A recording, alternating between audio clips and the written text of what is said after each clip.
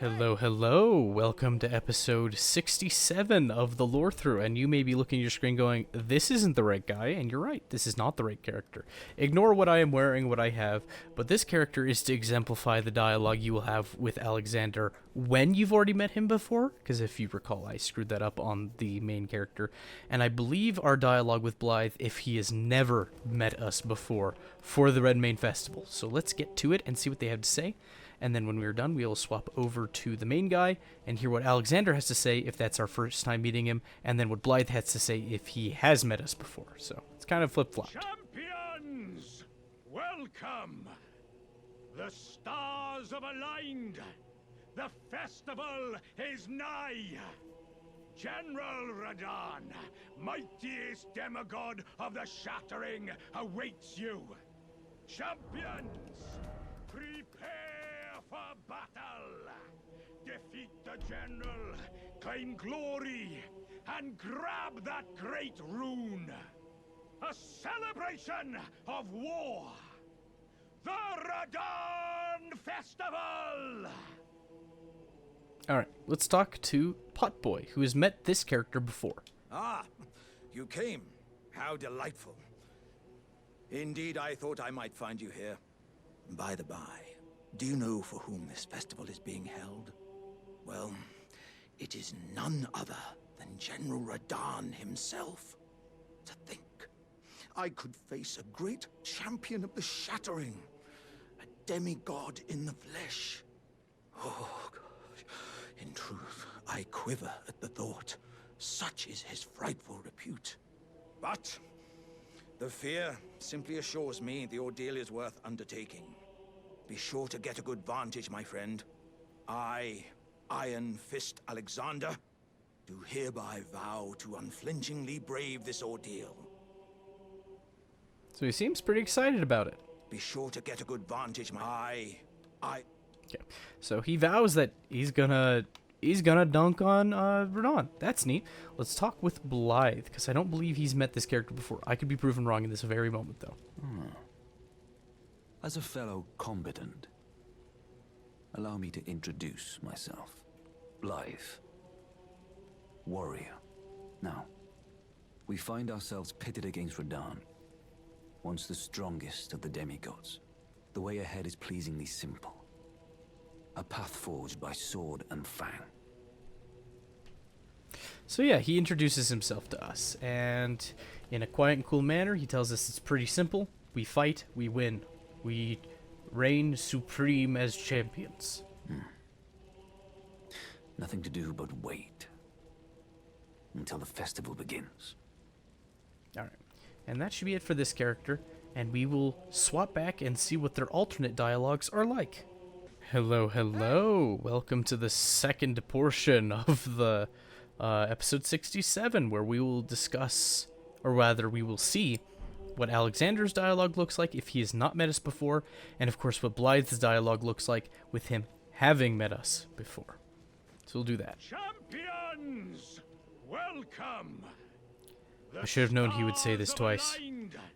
The festival is nigh. General Radahn, mightiest demigod of the Shattering, awaits you. Champions, prepare for battle!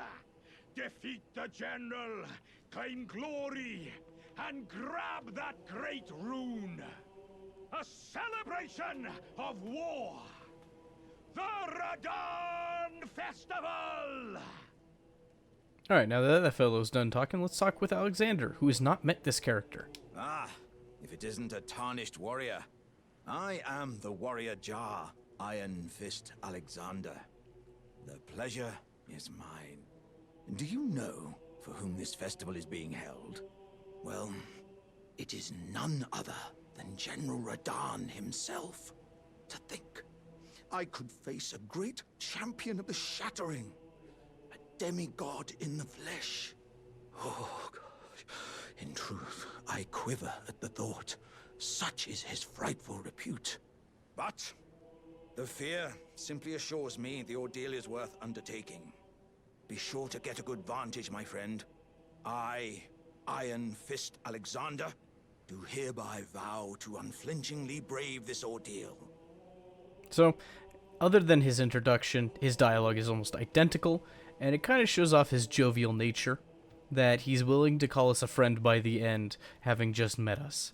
And now let's chat with Blythe, whose disposition I think is a bit more different than Alexander's, upon having met us before. Ah, there you are. Took your sweet time. The players are all made up. I'm waiting for the curtain. Let's give them a show to remember, eh? Just don't you go dying on me. For Ronnie's sake, too. See, even in his own way, that's a little endearing. He doesn't want us to die, especially for Ronnie's sake, right? And he talks about it as if it's a curtain call or whatever. It's a grand performance, a theatrical display. Let's see if he has anything else to say. Once more into the fray together, eh? This might even be fun. Yep. So his dialogue is totally different from what I can tell. Once more into the fray.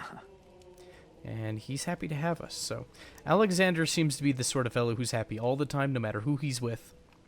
Kind of self-centered, but forgivably so. Meanwhile, Blythe, if he warms up to you, he shows a little bit of his endearment towards the player. Just a smidge, just enough. Now, of course, his favorite person who he wishes to do everything for is Mistress Ronnie, and we are a means of getting at that. But still, even because, in spite of that, he wants us to live and not die, even if that would just serve to please Lady Ronnie. Which is interesting that she also doesn't want us to die. She seems to view us perhaps in the same camp that she views Blythe and E.G.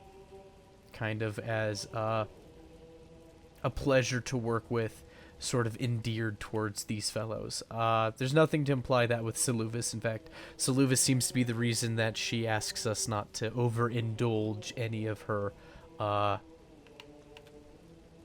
employees, servants. I'll call them servants. Over here, so the other characters here, we do not know who they are, but they are masked. Here we have a samurai wearing a sort of Oni mask, right? He's got a scabbard there, though we don't see what his weapon looks like, unfortunately. Over here, we have an onion-like knight, if you play Dark Souls, and he's got the great epee, and it looks like a carrion staff, probably the glint. That looks like the one that buffs the carrion sorceries. But I could be wrong. He's got the great epee, and then we have the great Trigoth. Well, I shouldn't have said his name. We'll find out his name soon enough, but he's got a super heavy set with these big ram horns curling around him, the biggest darn hammer we've ever seen, and a crossbow. So even despite all that weight, he made room for a crossbow in his build. Quite noticeable. So, heaviest set of armor in the game, of course. At this point, for all we know, something heavier comes out in the DLC. I pray it doesn't, but we'll see. And I think Alexander said all he has. Okay. So, things to note in this arena that I probably should have noted from the outside as well is that there's weapons strung up, and sure enough, a vast majority of them seem to be banished swords and shields. At least a lot of them are. You also see the occasional horn, regular spear, like Patches has. There might be a couple long swords mixed in. Oh, and there's more of the modeled shields. But it seems that they're strung up in Festival not because they killed Godric's men outside. I believe if we peek out here, we will still see much of the same throughout the castle. So it makes me wonder if the Banished Knights, because we're seeing more of their stuff everywhere. We've seen a little bit of their stuff out in the Caelid Wilds. We see them strung up here. It makes me wonder, did they come here as a result of Godric's forays into Caelid? Or if perhaps there's multiple contingents of banished soldiers and exiled soldiers with their pockmark-riddled shields. Which, honestly, if they're pockmark-riddled, that means they're pretty much from Stormvale. But that could just be them... I don't know. Oh, it's a little hard to strap that all together.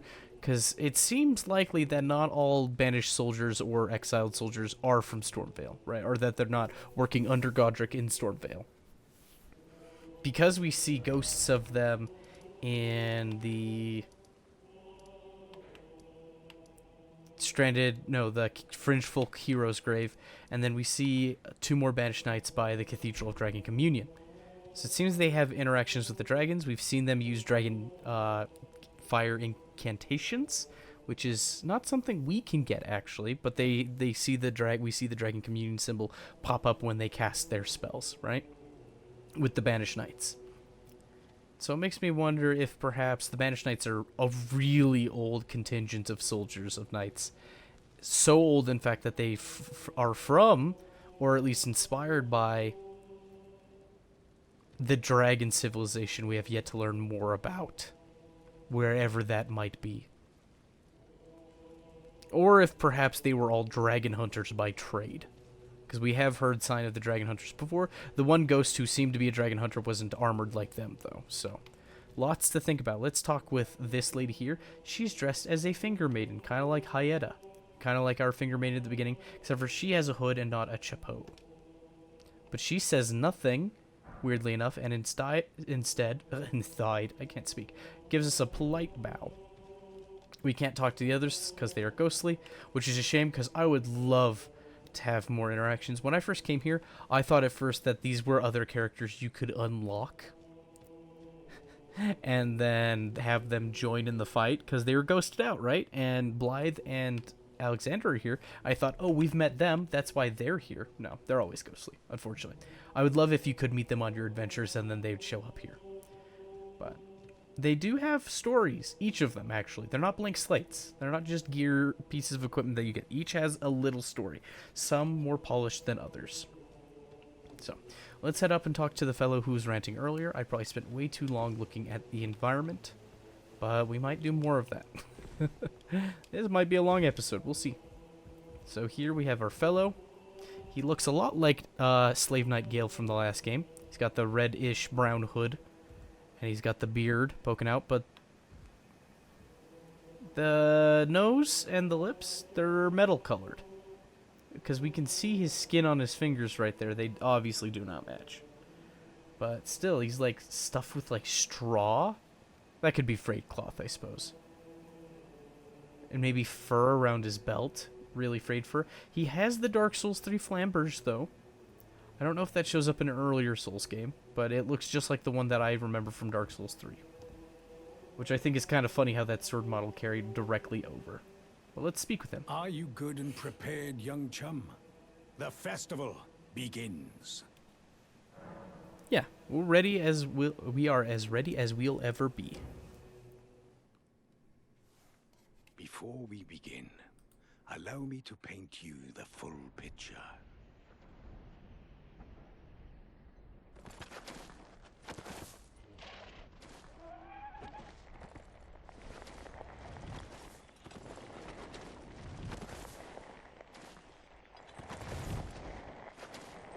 General Radahn is cursed ever to wander.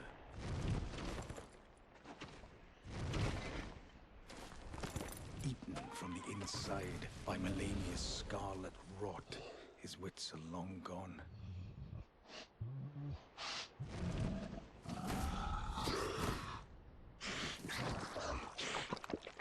Now he gathers the corpses of former friends and foes alike, gorging on them like a dog.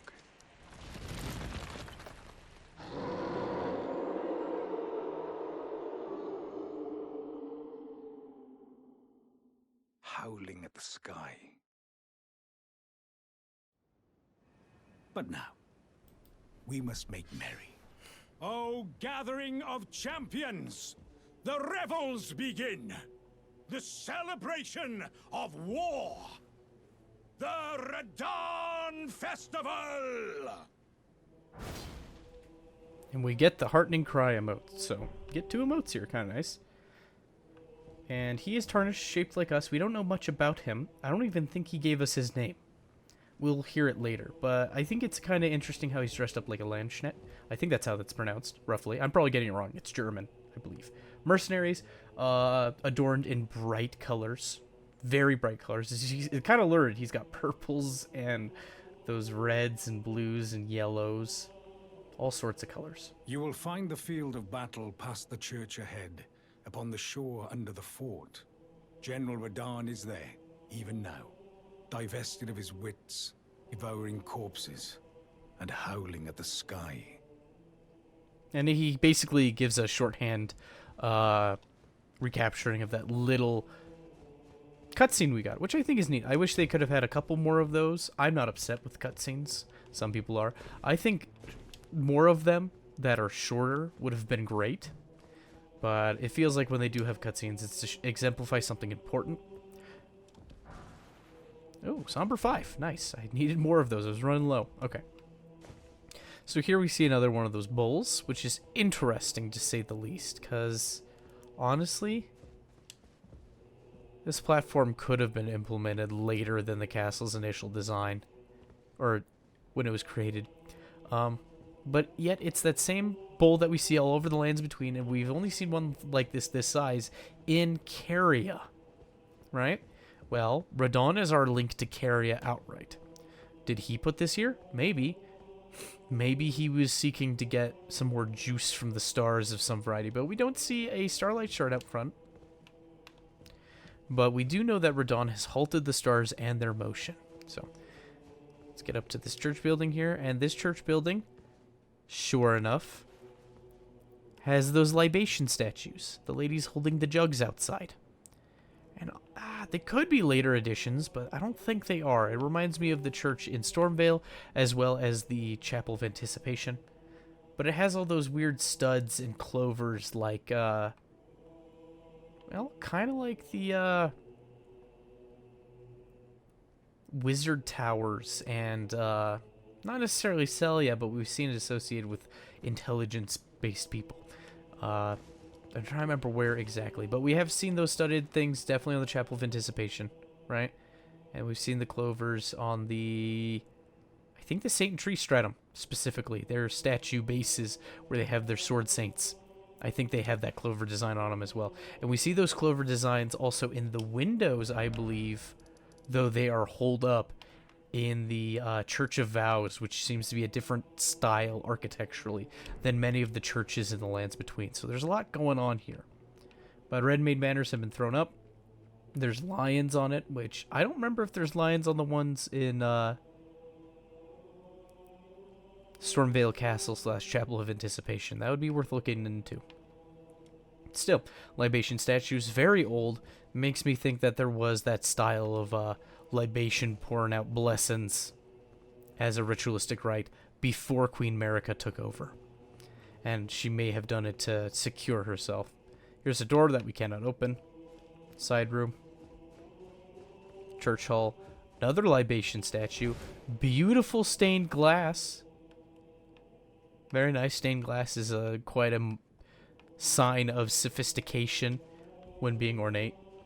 Yet the chapel itself seems a little plain. Vaulted ceilings, or high vaulted ceilings, of course, arch. It's not too plain. It's kind of in that middle ground. Still very nice. Body here. Smithing stone. Alright, we should probably get to it. Otherwise, I'll waste the whole episode just talking about the environment. But we have this big old elevator. And down there, we see banners. I think we see ghostly banners like this in one other place. But I don't think we've seen that yet, so I'll shut up. But there's the dunes, the arches, and tons of fighting. And it seems that we don't get there directly. There's a channel. We'll head down there. So I have a plan, and I have a few different styles I would like to show off for how to defeat Radahn. When I first fought Radahn, pre-patch Radahn, he hit a lot harder, and the hitbox of his weapons was like 40% larger or some nonsense like that. And he was really mean. I did it at level 60 with plus 6 weapons, and it took hours. Me and a friend of God, I can't speak. A friend of mine and myself went and fought him, and it took numerous tries. And he was a little faith build, I was a little wizard build. We didn't have any tricks up our sleeve, but we do have some tricks here. So for one, I have taken a Bloodhound Step, and I've placed it on this rapier. I also have a big old shield, as well as I have a staff to buff the shield, right? And then I have a bow. So we have various styles of defense. Great shield plus a buff can help you during the first phase of the fight. Bloodhound step can help probably the most, though it's a little more mana intensive. Just a smidge. And then we have a bow to help with part of the fight. Now this is the bow. You don't have to use this bow. You could use any quick firing bow. Probably one with barrage would be preferable, right? And I'm going to put... Okay, so we did grab some serpent arrows, right? So I'm going to put these golden arrows here. Put the serpent arrows here. Yeah, that looks like a good place for them. And if you have an arcane build, this will work a little better with this bow, but you can use any bow. I'm using this bow because I happen to have the stats thanks to Godric's Great Rune. And we are going to craft some of these bad boys.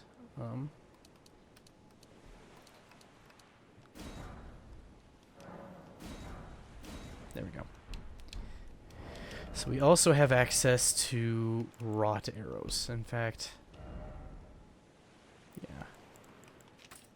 Poison, then rot. So you might think, well, if he's infused with rot, why would he be immune to it? Well, the rot's obviously eating him away. It's one of his weaknesses, so we will use that during the fight a little bit. And it makes the fight a lot easier. I would recommend doing some kind of poison, even if you can just do regular pot-based poisons. That is a good plan. So the nice thing here is we can strengthen our shield and then swap, and because our shield has the no skill on it, we can use Bloodhound Step to escape rather easily. So let's get to it. I wonder if I can do this. I should be able to.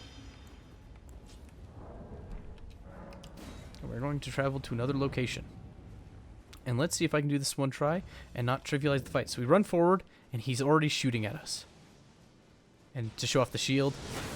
Yep, it chips our health a little bit. There's a little bit of magic in there, it looks like.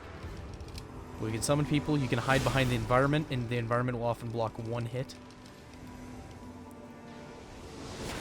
But you see, you can block. And it just does a little chip. Not too bad.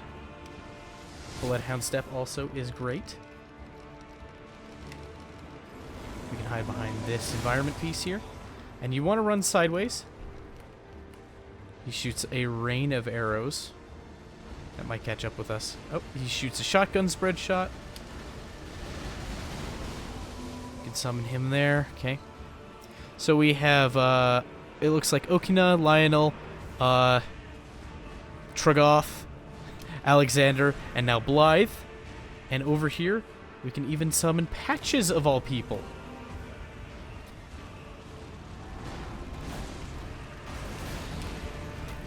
But if we pay attention, Patches is not long for this world. Not that he's gonna die or nothing, but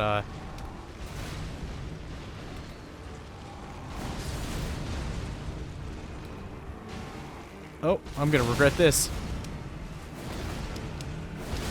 Ooh, he hits a lot softer than he used to. But we've already hit him with the poison.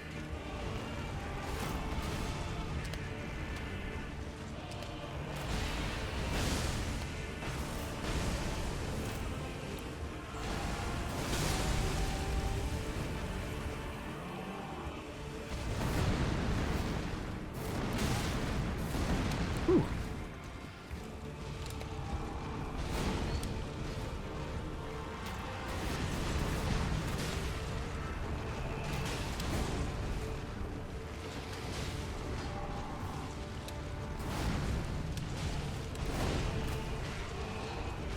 Come on.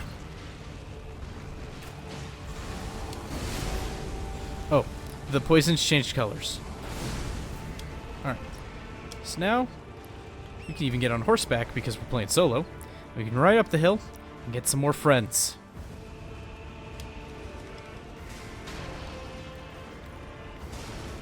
I'm horrible at summoning friends. But it seems that Radon has left.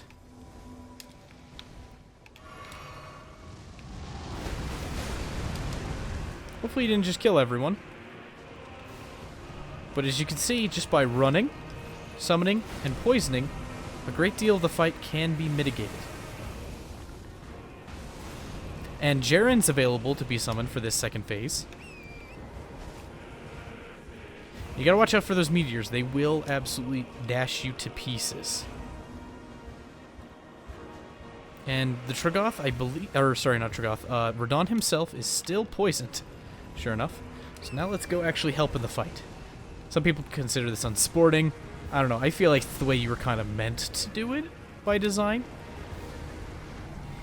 Was to summon people and to help out.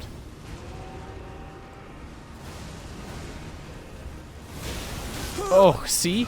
I told you it could dash you to pieces. We were so close. Alright, I'll do a little more fighting. But yeah, those meteors, still a threat. So let's go to the Stake America. And that means I need to, partway through the fight, intentionally go get that money. Because that was a huge stack of money. I'd hate to lose that. In fact, I hate to lose it so much. I'm going to throw a Sacrificial Twig on. Oh, we're fat rolling again. Me and my, Great Rune dependence. Alright. So, much the same thing as before. We showed plenty of arrows. It seems that the serpent arrows poison a lot better. I think they stack with the serpent bow. And the wrought arrows are just doing their own thing. So it might be worthwhile. If I had a barrage bow, you probably want a barrage bow for wrought.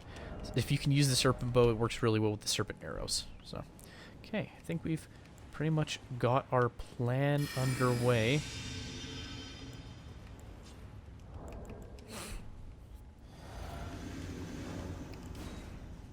See if we can do it a little faster and get the money back at the same time. So, that's the important part here.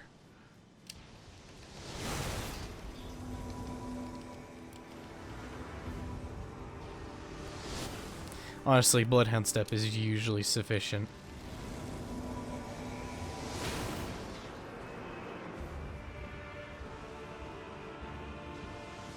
Oh, he's shooting at somebody else now. Ooh, Bloodhound Step again.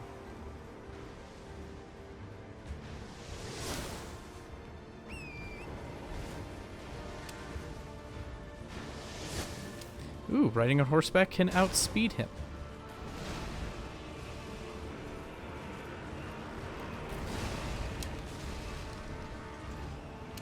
Summon Theralina, get our money back, and then get right to the act of poisoning.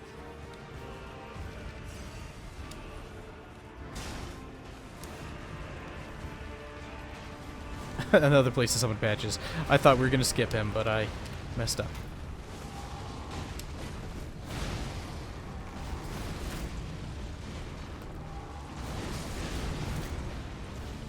Yeah, he poisons really easily if you use that charged up shot.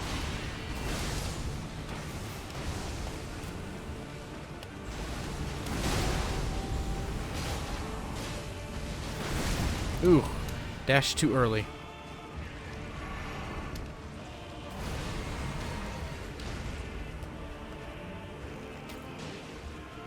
Could have gone up for a crit. Shucks.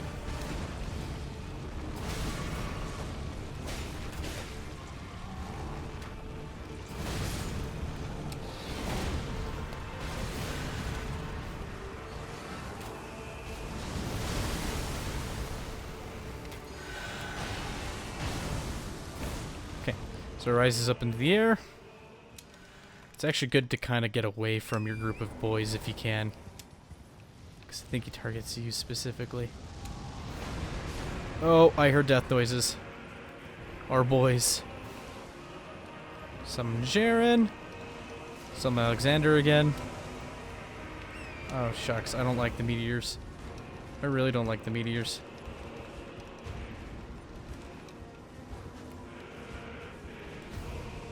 I'm gonna have to be on point. Because if you engage them closely, the meteors are less likely to strike.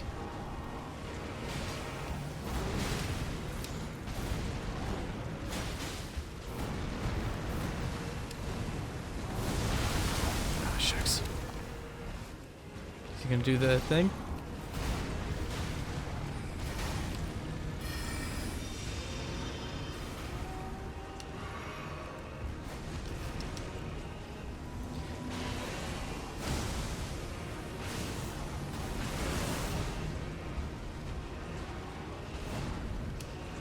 poison's doing work, as you can tell. And he's using Cragblade. He just got the gravity magic. I just did a... There we go. We took care of him.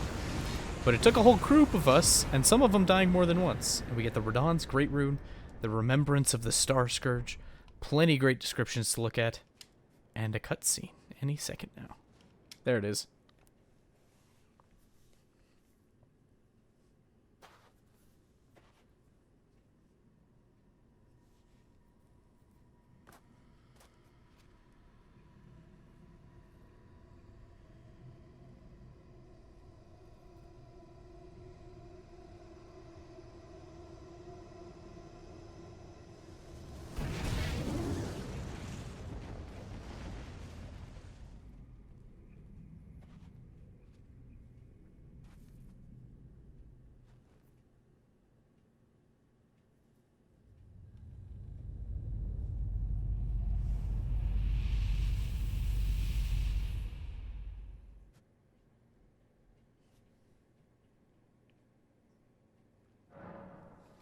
A red mark was made on the map. That's how hard it hit. It impacted the map in our pocket.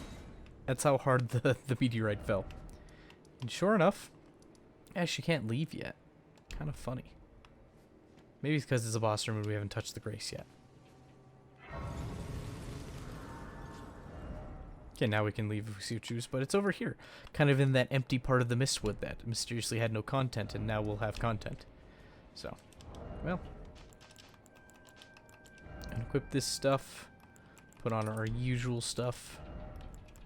Why not? And sheath it because it looks nice. There we go. And let's talk with Blythe. See what he has to say. Oh, around the battlefield, it's worth noting, there's lots of little Scourge swords, like Radahn was wielding. Just little ones, right? We also see Omen Cleavers, right? Which we didn't see any Omen out here from what I could tell. Maybe they're long dead. Maybe they died first. There's arrows all over the place. And we also see the remains of Cleanrot Knights embedded in the dust. I don't see any of their weapons outright. There could be around and about. But I digress. Well, let's talk to Blythe and see what he has to say. Ah, good. I was waiting for you. Oh, what a sick way to fight, eh? The glory of the clash is shared. By Radahn. And you.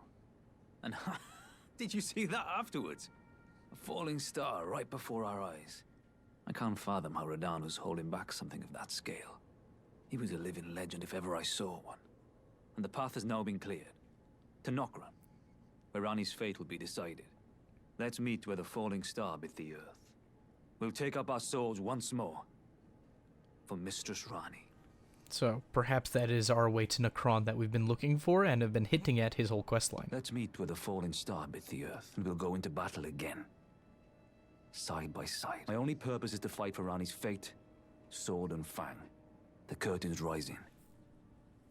On the final act. And again, he's using that speech, that thespian kind of imagery of the theater. Alright. So, things to note about the Radahn fight that I thought were interesting. We see Radahn when he's maddened, howling at the sky, eating friend and foe, little more than a deranged animal who still has gravity powers. He still can bring about things that presumably require a high amount of intellect, though it makes you wonder if at his height if he could do far more advanced sorceries, because it seems that the gravity magics, I don't think they take too much, at least the ones he was using. Presumably a rock sling in the style of Carry and Phalanx. And then, I don't know where I'm looking. Yeah, rock sling doesn't take too much. Gravity well doesn't take too much. Meteorite takes a good amount, but he didn't use anything quite like that. He seemed to use a hybrid of rock sling and Carry and Phalanx, which I kind of wish we had. That'd be neat. I really liked that ability. It destroyed me during one phase of his fight, right? But I digress. So, and he's rotting from within. That is also mentioned. And if we looked at his model, and you probably noticed, he doesn't have feet. His feet have rotted away, which is quite grim. And he's got this poor, sad horse, kind of attesting to his love of animals. In the game files, we know that that horse is referred to as Leonard. So his pet horse, Leonard, who it seems he learned gravity magic so that he wouldn't have to abandon his horse. Let's talk with Alexander, who is also here. who, given by his motions, it looks like he's scrounging for... Well, I see helmets here. Actually, those look like the curved helmets we see on the skeletons. Interesting. I wonder if that's just to give more assets to the area, or if that's intentional.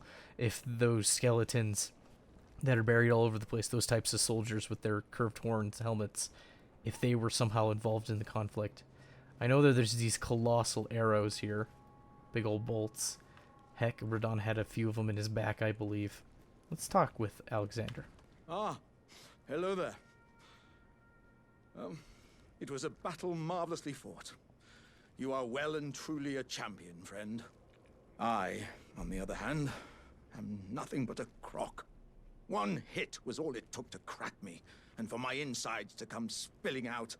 After that, I hid like a coward. And as such, I can hardly stand to face one such as you. Now, he says that he hit, right, once, and that's all it took for him to crack, and then he hid for fear of dying, right? Now, that's not quite true according to what we saw. We were able to summon him at least twice during that last fight, and he went and took it like a champ. But in the lore, it seems that he was a bit cowardly and wasn't as much of an iron fist as he led us to believe. Kind of a sham. Not intentionally. Then again, Radon's huge. He's a demigod, and this is a pot. It seems that his purpose, like the purpose of his brethren, was to cart corpses, just to carry and to move them. There's nothing that implies that they're meant to be sophisticated warriors. Just, for some reason, partially sentient jugs full of moldering bodies. Kind of weird. But don't you think I've given up just yet. As luck would have it, there's a veritable mountain of warriors' bodies right here. If I can just squeeze this bunch down inside me, I'll be a mighty warrior again in no time. And you know, the bodies found here are exceedingly fine. Who could expect any less from the very warriors who fought in the Shattering? The greatest of all wars. Just you wait and see, friend. I'll grow even stronger. Just you wait when next we meet. All right. The bodies found here are exceedingly fine. Who could expect any... Just you... So that's all he has to say for us. As well as, Blythe. I'm curious to know if E.G. has anything to say. Let's go visit him really fast. And possibly... Saluvis probably doesn't have much to say, but let's talk with E.G. Maybe E.G. has something to say.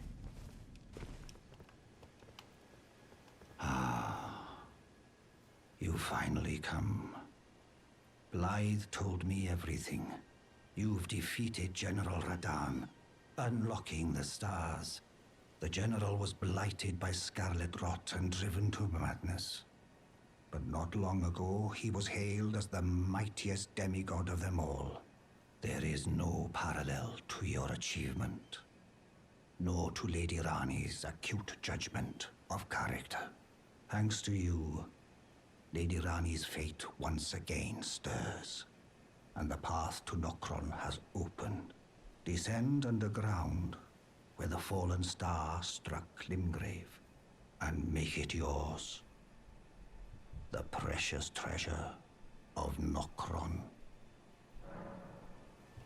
Oh, Blythe wanted me to tell you not to bother waiting for him, and head straight to Nokron. Blythe has been given an important task. Apparently, a matter of great urgency. So he's been given a huge task, something of great urgency. You need not await Blythe. Descend underground alone, where the fallen star struck Limgrave, and make it yours. The precious treasure of Nokron, so that Lady Rani may tread the dark path of the Empyrean. You need not descend underground. So that's all he has to say. So that lady... But it still seems weird, because it seems that Blythe is excited to join us, and then suddenly he is torn away. Now, of course, if Lady Rani instructed this, it would make sense why he would turn on a dime. But if it wasn't Lady Ronnie's doing, it seems a bit odd. A little incongruent with his character. Let's see if we can speak with Ronnie. I don't think we can, but we might as well check. And here's the part that I said the episode would run a little long on. But here we go. Need to bring down the elevator. We still have a huge amount of money to spend. For 43k an upgrade. That might be enough for like 6 levels. Approximately. Which would be nice. Where would I put them? Kind of tempted to get strength and intelligence up more, but I should probably start pumping vigor to 60. Honestly. And given our amount of things. Yeah, we could get a weapon to plus 15. And I think she's still asleep. Yep. So, we are wanted to we are wanted to go down beneath. I think, and I'm curious, I probably shouldn't show this, but I'm going to anyways.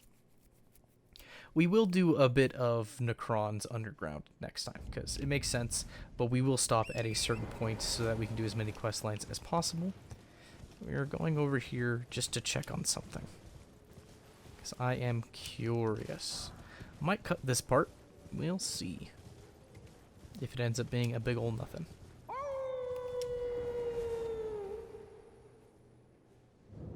Sure enough, we heard howling when we got close to the Forlorn Hound Everjail. We can talk through it. Oh, it's you. It's me, Blythe. Old E.G. trapped me here. Told me I'd bring naught but bail to Lady Rani. But there's no chance that could happen. I'm part of her being. A very shadow. I thought old E.G. knew as much. Honestly, I don't know what's going on anymore. So it seems interesting. Old E.G. seems to have grabbed Blythe by the scruff and stuffed him in this Everjail, which is quite a ways to travel for such a thing. You'd think he would have picked a closer Everjail he could keep an eye on, or maybe he was hoping distance would get it done. But I believe this decision doesn't matter too much, just for what we feel would be right, but we're going to let Blythe go because he's our buddy.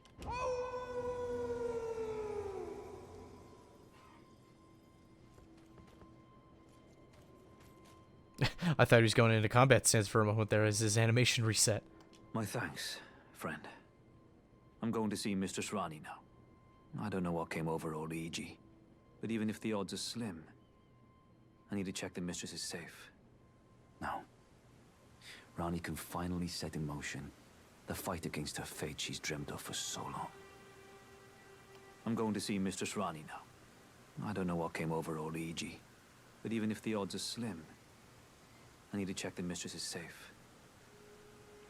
And just because I'm even more curious, and I should have looked up all this beforehand, let's go visit E.G. one more time. Because I think Ronnie's going to be asleep until we finish Necron, essentially.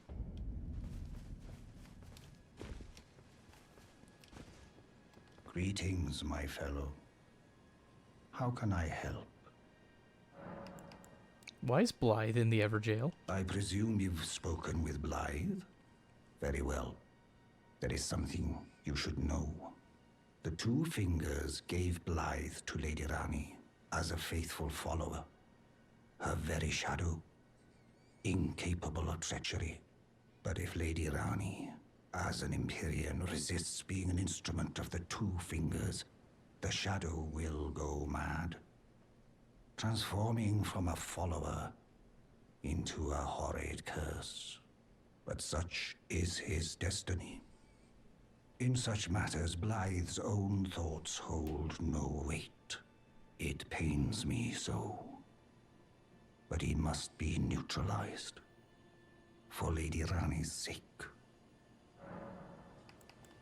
And that's all he has to say on it. Something else for you? He's told us to go descend into Necron. And I'm going to check on one last thing.